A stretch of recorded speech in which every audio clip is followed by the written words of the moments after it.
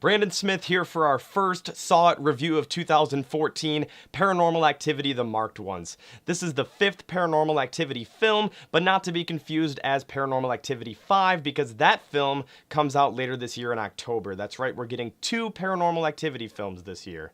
This is coming off the very poorly received Paranormal Activity 4, one I actually skipped due to all the negative buzz. It was just reviewed and received horribly. This one grabbed my interest right away with a new setting in Oxnard, California. It follows a Mexican-American family, and the Latin influence in this film is really refreshing to both the characters and the setting for the hauntings to ensue.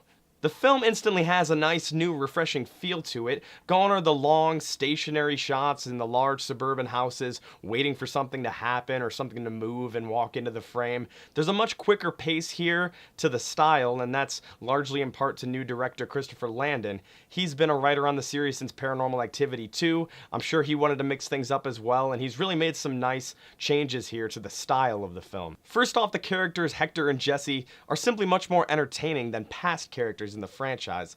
This film has more humor in the first half than any of the other paranormal films combined, and it really adds to the entertainment value of the film. You're not bored at any point because you actually kind of like these characters. The first half of the film takes its time a bit getting to know Hector and Jesse, but it never really feels slow or uninteresting. The story kicks off when a mysterious woman in the apartment below Jesse dies. They take their camera into her apartment, find some black magic ritualistic materials after hearing noises down there, and Jesse wakes up the next morning with a mark on his arm, beginning his descent into his possession.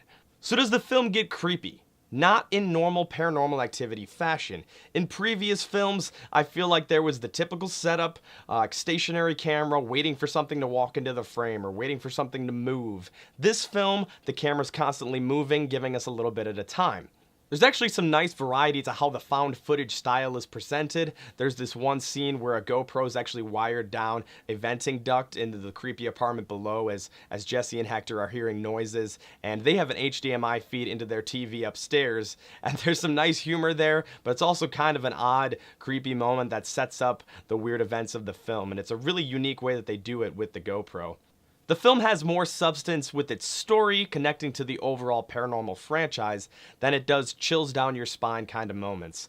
For a film that advertises its trailers with the audience screaming and jumping all the time in night vision, this one's not all that creepy. While the found footage style is done in a little bit more of a refreshing way this time, it still feels like that style is waning in appeal.